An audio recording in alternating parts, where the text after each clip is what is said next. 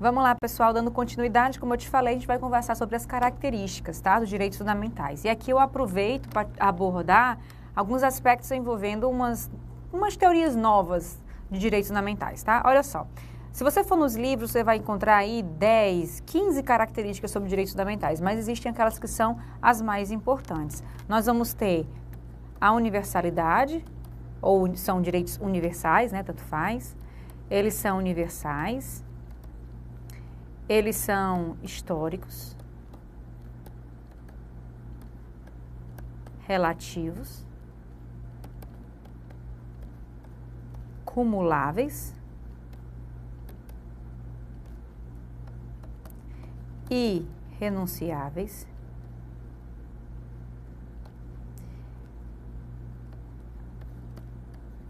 imprescritíveis,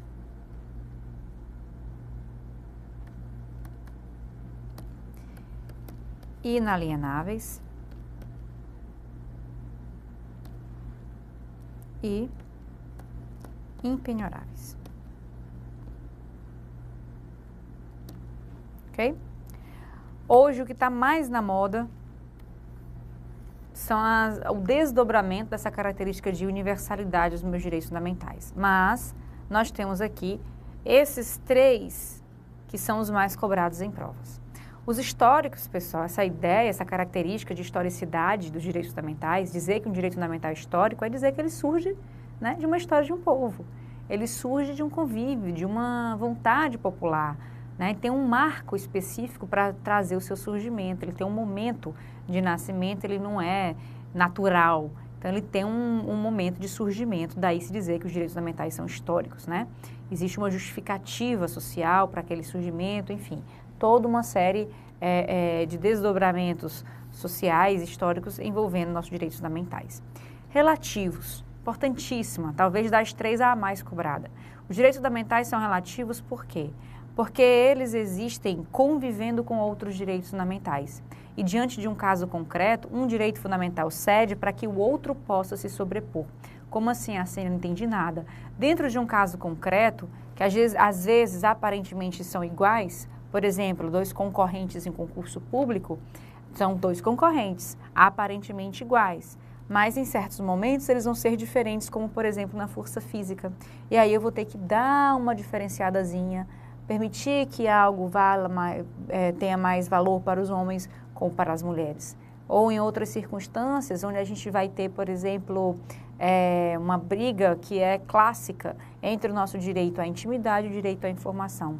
Circunstâncias onde eu vou precisar saber uma informação daquela pessoa e circunstâncias onde aquela mesma informação não poderá ser revelada por ser de uma outra pessoa. Então, essa ideia de relatividade vai nortear a convivência dos direitos fundamentais nas relações concretas, né? Então, para a gente poder saber se o direito fundamental é relativo, todos são. Mas qual o nível, qual o grau de relatividade, aí você tem que analisar o caso concreto. Intimidade e informação é algo clássico. Por exemplo, o que você precisa saber do presidente da República, de informação sobre a pessoa do presidente da República, é completamente diferente das informações que você precisa saber sobre a sua professora de Direito Constitucional no EVP. Né? Aquela mesma informação que você tem direito a ter do presidente da República, você não vai ter da sua professora de Constitucional. Então, tudo isso aí vai garantir essa noção de convivência entre os meus direitos fundamentais, de relatividade de direito fundamental. Portanto, hoje, tá, nós estamos no ano de 2015, em julho de 2015, infelizmente, a gente tem que marcar aqui esse momento temporal, porque pode mudar a qualquer momento. Hoje, nós ainda dizemos que direitos fundamentais são relativos. Não existe direito fundamental absoluto, tá? E aí, mais na frente, a gente vai fazer uma observação no que diz respeito aos meus direitos que envolvem a segurança pública, que envolve o direito penal, porque nós vamos ter corrente doutrinária falando, né, nessa ideia de absolutividade. E não há, é relatividade, esse é o marco dos direitos fundamentais, tá? Isso aqui, tá? Nós estamos conversando na majoritária do direito constitucional. Vocês sabem que direito é algo bastante relativo também, né? Direito nós vamos ter sempre divergências e tudo. Eu tenho que passar para ti, porque nossa aula aqui é voltada para concurso. E para concurso público, direito fundamental é relativo, ponto final, martelo batido, ponta virada, tá? Até hoje, 2015. Não sei se em 2016 isso vai mudar, mas até hoje marco de relatividade. São cumuláveis. Cumuláveis em que sentido, Arsênia? Um único ato pode estar impregnado no exercício de vários direitos fundamentais. Por exemplo, o direito de reunião é um direito clássico, que ele não é exercido sozinho. Me reunir em um local aberto ao público de forma pacífica e sem armas tem que ter um propósito, ou para lazer, que é um outro direito fundamental, ou para manifestação de pensamento, que é um outro direito fundamental, sempre vai ter aí algum propósito, portanto, o direito de reunião, nem que seja para fazer nada, que entra aí na ideia de lazer, né, ou direito ao ócio, vai envolver aí essa ideia de cumulação. Os direitos fundamentais, portanto, são cumuláveis, podem ser exercidos através de um único ato, vários direitos fundamentais impregnados num único ato, ok? São ainda irrenunciáveis, você não renuncia a um direito fundamental. O direito fundamental, pessoal, ele está ali presente na Constituição Federal, independentemente da sua vontade, independentemente da sua convicção, independente do seu posicionamento moral ou religioso. Da mesma forma que o povo reconhece aquele valor social, e eu não estou falando de unanimidade, porque no que diz respeito a povo a gente não pode pensar em unanimidade, a partir do momento que aquele povo reconhece algo como essencial, o Estado devolve como direito fundamental a todos. Não escolhe um ou outro, daí a nossa noção de universalidade que nós vamos já abordar, tá? Então, é dado a todos. Aquela previsão está ali na Constituição Federal para ser exercida por qualquer um. Por isso a universalidade. E se é exercido por qualquer um, você não renuncia. Você renuncia ao exercício, mas o direito está lá. Nem que seja como um vírus incubado. Pode não estar produzindo efeito na sua vida, porque você optou por não exercê-lo, mas ele está lá. Na hora que você decidir exercer, você vai exercê-lo. Aí eu te dou um exemplo clássico, tá? Big Brother Brasil. Já assistiu? Big Brother Brasil, pessoal, nós temos aquelas pessoas reunidas numa casa, onde temporariamente elas abrem mão da privacidade delas. Elas não renunciam ao direito de privacidade delas, elas apenas deixam de exercê-lo durante algum tempo. Porque se elas tivessem renunciado ao direito de privacidade, esse direito, pessoal, não poderia mais ser exercido. Então, a partir do momento que eu saísse daquela porta, a minha privacidade ia-se embora. Continuaria aberta a todos, e isso não existe. A partir do momento que aqueles indivíduos passam por aquela porta, a privacidade volta a reinar, e aí eles têm a liberdade, né, contratual com a Globo, né, e de vida, de estar fornecendo ou não informações sobre as pessoas dele. Portanto, direitos fundamentais são irrenunciáveis. O que você pode renunciar é ao exercício. O exercício você pode deixar, sim, de exercê-los por sua convicção política, moral, social, filosófica, por posicionamento seu ou opção sua, não tem problema nenhum, você pode deixar de exercê-lo. Mas se um dia você quiser voltar a exercê-lo, você volta a exercê-lo a qualquer momento, tendo nunca exercido ou exercido há pouco tempo. Não importa o tempo que você passou sem exercer, não importa quantos anos você tenha, a partir do momento que você decidir exercer o direito fundamental, você passa a exercê-lo, porque eles são imprescritíveis, ou seja, não existe um prazo para exercício desse direito. Vamos dar aí um exemplo, você nasceu dentro de uma cultura desprovida de qualquer apego material. Você nasceu aí num acampamento hippie e nesse acampamento, nessa comunidade, ninguém podia ter nada, tudo era de todos. E aí, com o passar do tempo, você percebe, com os seus 35 anos, 40 anos, né, no auge da sua vida, lá naquela comunidade e tal, você vem um oficial de justiça, bate na sua tenda e diz assim, fulano, você está sendo intimado para receber uma herança de 2 bilhões de dólares. Aí você olha para um lado, olha para o outro, eu vou ser rico, eu vou ter um iate, eu vou ter uma mansão, eu vou ter um carro importado, eu vou ter roupa de grife, eu vou ter o que eu quiser, eu vou beber champanhe todo dia, eu vou viajar para onde eu quiser. Posso? Posso. Apesar de nunca ter exercido direito de propriedade, a partir daquele momento você pode dizer sim ao materialismo e voltar a ser feliz, né? Então, naquele momento ali, aos 35 anos de idade, 40 anos de idade, sem nunca ter exercido direito à propriedade, você pode voltar a exercer, você pode começar, na verdade, a exercê-lo, porque é imprescritível, não existe prazo para exercício, tá? Da mesma forma que ele é irrenunciável e imprescritível, ele é inalienável e impenhorável. E as duas aqui estão muito juntas. Nem você vende, nem tomam de você. O seu direito fundamental em si, ele não é vendido e ele não é tomado, penhorado.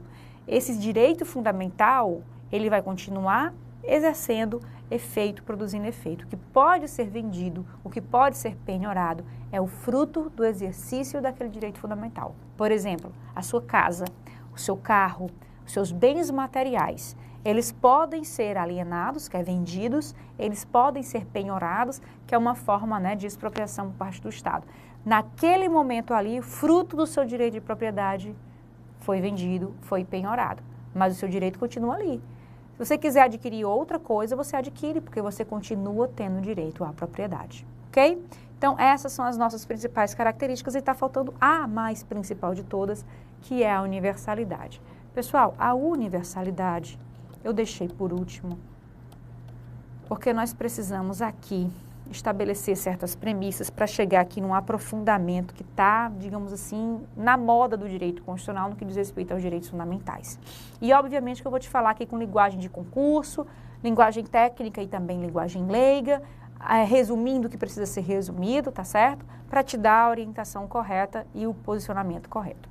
Quando eu falo em universalidade de direitos fundamentais, eu tenho que pensar quem é o meu sujeito ativo, aquele que exerce o direito fundamental, e quem é o meu sujeito passivo, aquele que suporta o exercício daquele direito fundamental, ou seja, aquele que permite o exercício desse direito fundamental, tá? O meu sujeito ativo, geralmente, vai ser o povo, vai ser o indivíduo, vai ser o brasileiro. E o sujeito passivo, geralmente, vai ser o Estado. A regra, portanto, é que eu tenha uma relação entre povo e Estado, tá? O povo exerce o direito e o Estado permite aquele exercício. Muito embora, no meu direito de propriedade, eu esteja comprando o teu carro, seja eu contra você, mas quem está permitindo aquela relação contratual é o Estado. Então, é ele que está naquele polo mesmo de permissão de exercício. É essa relação de poder exercer aquele direito e quem irá suportar aquele exercício que a gente tem que analisar. E não a relação concreta em si, tá? Quem está permitindo e quem está exercendo. Por exemplo, o Estado permite o direito à propriedade e eu e você, como povo, exercemos na hora de vender ou na hora de comprar. Estão entendendo? É nessa base que a gente tem que pensar. Muito bem. Então, quem é esse povo que tem direito aos meus direitos fundamentais? Eu vou ter aqui a pessoa física, como eu vou ter também a pessoa jurídica. Eu vou ter o brasileiro, como eu vou ter também o estrangeiro.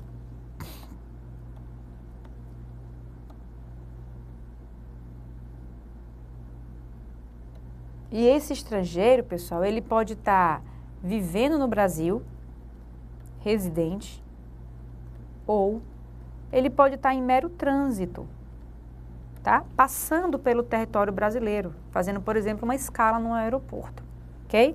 Então, pessoa física ou pessoa jurídica, brasileiro ou estrangeiro. Eu posso ter aqui homens e mulheres,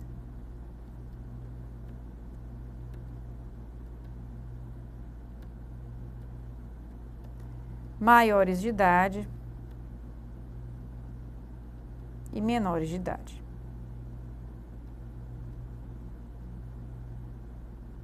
Ok? Muito bem. Então, são aí, digamos assim, são todas as pessoas que podem exercer, mas a gente está aqui separando em classes, né? Pessoa física, ela pode ser brasileira, pode ser estrangeiro, pode ser um homem, pode ser uma mulher, pode ser maior, pode ser menor, tá entendendo? Uma mesma pessoa pode ser classificada de várias formas. Para que eu estou fazendo isso? Para que você consiga entender o detalhamento, as filigranas que existem dentro dessa noção de pessoa física, de sujeito ativo de um direito fundamental. Por exemplo, uma pessoa jurídica. O que é uma pessoa jurídica? A pessoa jurídica é uma ficção, tá? A lei cria a pessoa jurídica. Ela não existe em corpo. A loja, o estabelecimento comercial, ele não é a pessoa jurídica em si, é o estabelecimento. Ele faz parte da pessoa jurídica.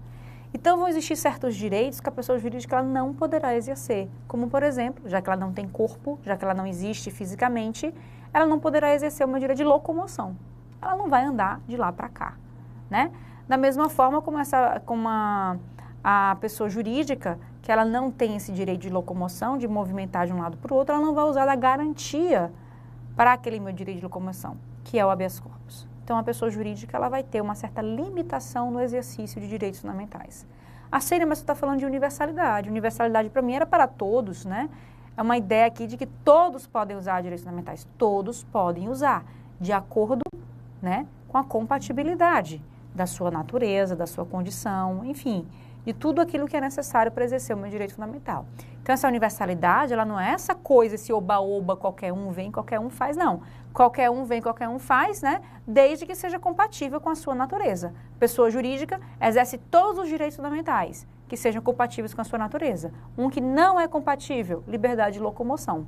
Outro que é compatível, que muitas vezes as bancas vão te pegar e te perguntar e tu vai ficar naquele choque, tem ou não tem, né? Honra. Pessoa jurídica tem direito fundamental à honra. Nós temos que respeitar a honra da pessoa jurídica. Sênia, mas a honra?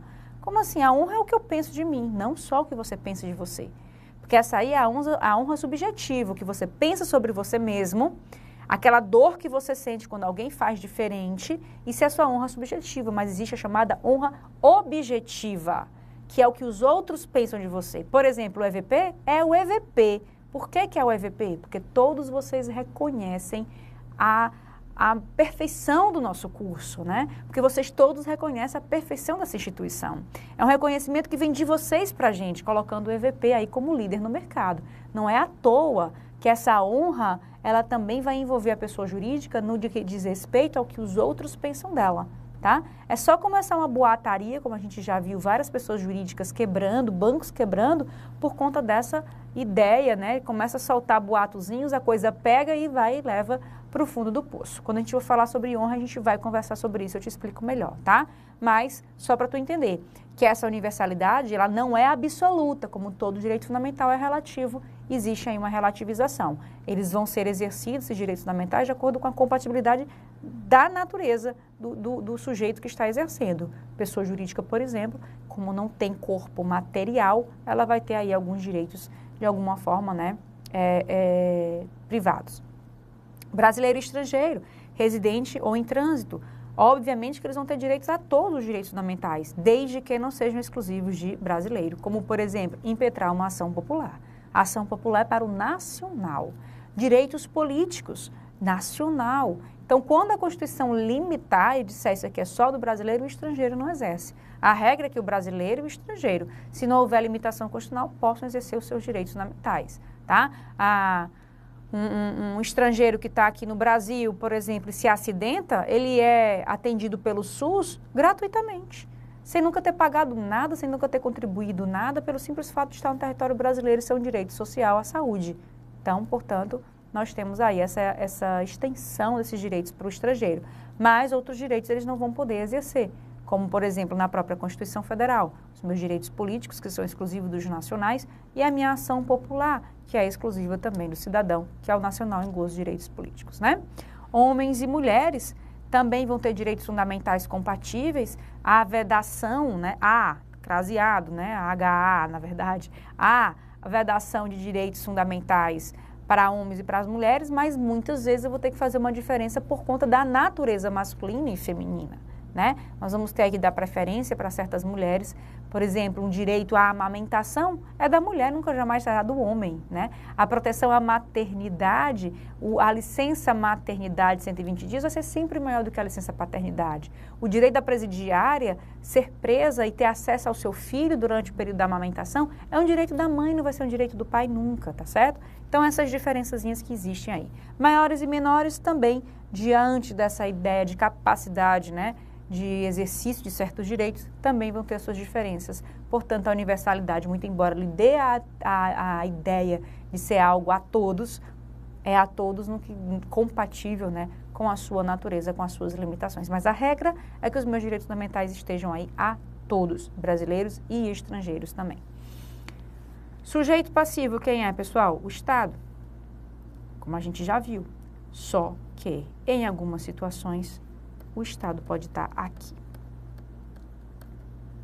A Sênia, o Estado como sujeito ativo, sim, exercendo contra quem? Quem vai suportar esse direito fundamental? O próprio Estado. É o próprio Estado que permite que o Estado exerça um direito fundamental. Pessoal, classicamente, o exemplo são os meus direitos fundamentais processuais. O Estado, quando ele está litigando na justiça, quando ele está com uma ação na justiça, ele tem direito à duração razoável do processo, como você tem, contraditória e ampla defesa, como você tem, proibição de obter provas por meios ilícitos, como você também vai ter.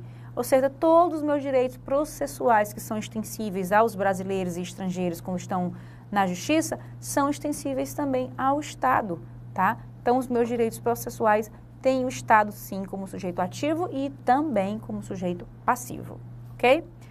Sujeito passivo, Estado, mas também o particular. O povo. A senha, como assim?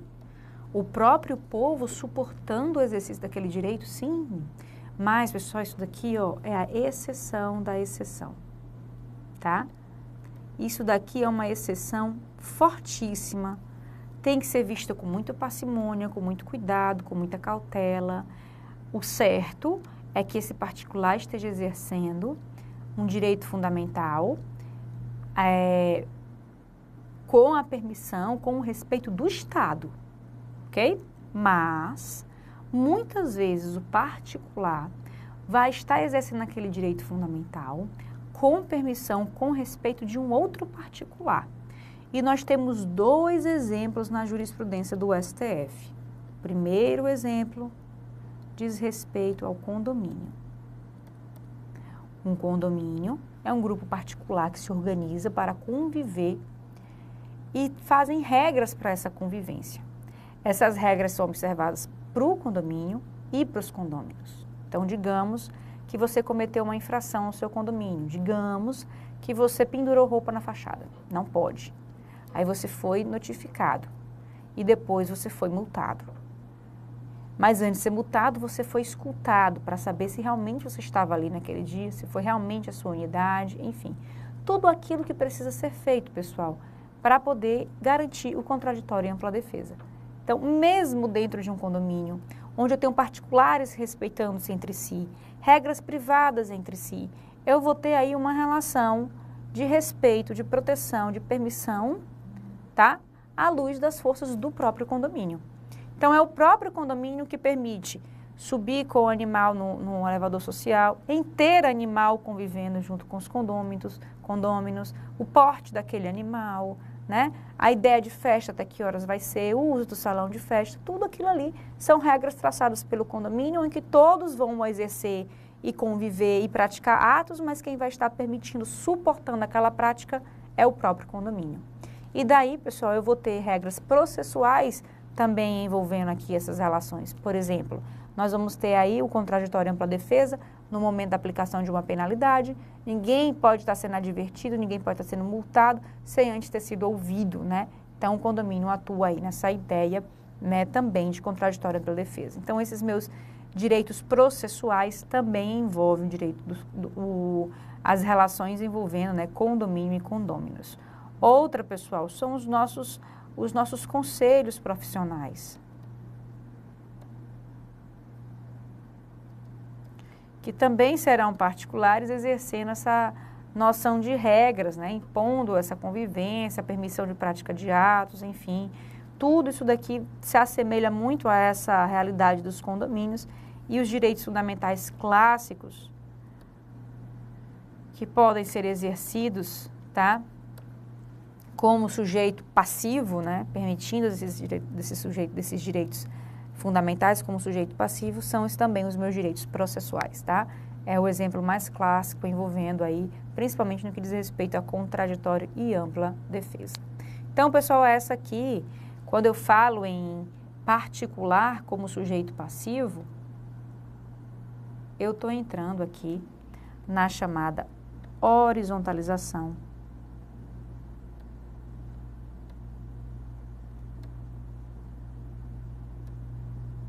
dos direitos fundamentais. Ou então, na chamada relação objetiva dos meus direitos fundamentais, né? São 2 teorias hoje que vão dar essa noção aí do particular como sujeito ativo e do particular como sujeito passivo também de direitos fundamentais. Fechamos as características, tá? Vocês vão ver que vão poder, em alguns momentos, em alguns livros vão encontrar alguma coisa diferente, né, do que a gente está falando aqui, mas na maioria das vezes o núcleo vão ser esses 8 direitos fundamentais principais para a gente poder se debruçar. Dê uma lida, tá? Que vale a pena dar uma lida, nem que seja um resumozinho, para você conseguir, né, digamos, assemelhar melhor esses conceitos, para poder conseguir para sua prova com toda a tranquilidade do mundo. Mas as provas vão sempre trazer um caso concreto, te perguntando aí em cima de alguma característica dessa, ok? Próxima aula a gente entra aí com os direitos fundamentais em espécie. Começo com o artigo 5º e como é que eu vou fazer? Primeira coisa que eu vou analisar é o caput, então leia aí o caput, tá? Depois eu vou agrupar os meus direitos fundamentais em direitos de liberdade, em direitos, tá? Em direitos de propriedade, em segurança pública e depois eu passo para os remédios constitucionais. O que eu quero de dever de casa para vocês? Leiam o artigo 5º antes da gente assistir a nossa aula. Então, leia o artigo 5º, a gente assiste a nossa aula, aqui vão ser mais ou menos umas 4 aulas, e aí você continua lendo o artigo 5º pela segunda, pela terceira e pela 4ª vez. Olha aí, eu quero 4 leituras, pelo menos, do artigo 5º, tá certo? Combinado, viu? Primeira leitura agora. Terminamos agora a primeira leitura do artigo 5º. Próxima aula a gente começa a falar dos direitos fundamentais em espécie, tá? Até já já.